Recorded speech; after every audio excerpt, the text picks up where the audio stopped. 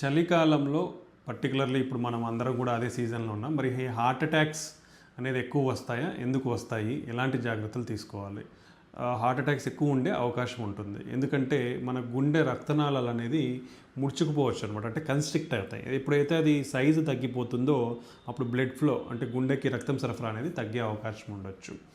Blood అనేది కూడా చిక్కగా అయిపోయే అవకాశం ఉంది. అంటే దానివల్ల బ్లడ్ ఫ్లో అనేది తగ్గిపోయి గుండెకి ఆక్సిజన్ అందడం తగ్గిపోవడం వల్ల హార్ట్ అటాక్ అనేది రావచ్చు అనమాట. నెక్స్ట్ ఈ చలికాలంలో ఇన్ఫ్లమేషన్ ఇలాంటి స్ట్రెస్ ఎక్కువగా వచ్చే అవకాశం ఉండొచ్చు కావచ్చు. దానివల్ల కూడా ఈ కొలెస్ట్రాల్ ఈ ప్రాసెస్ అనేది అక్యుములేషన్ అయ్యి సడన్గా ఈ బ్లడ్ క్లాట్ అనేది మన కొలెస్ట్రాల్ కొవ్వు ఏదైతే ఉంటుందో అది రప్చర్ అయిపోయి రక్తం గడ్డగట్టి మనకి హార్ట్ అటాక్ వచ్చే అవకాశం ఉంటుందన్నమాట.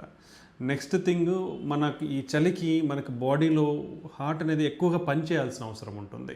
సో ఈ వర్క్ స్ట్రెస్ అంటే గుండెకి స్ట్రెస్ కూడా ఎక్కువ అవడం వల్ల కూడా మనకి హార్ట్ అటాక్స్ ఎక్కువగా వచ్చే అవకాశం ఉంటుంది. కాబట్టి చలికాలంలో పర్టికులర్లీ ఎవరైతే గుండె హార్ట్ అటాక్ రిస్క్న బారిన పడే అవకాశం ఉంటారో, అంటే బీపీ, షుగరు, కొలెస్ట్రాల్, కిడ్నీ జబ్బులు, ఇలాంటి వాళ్ళందరూ కూడా ఈ చలికి చాలా జాగ్రత్తలు తీసుకోవాల్సిన అవసరం ఉంది.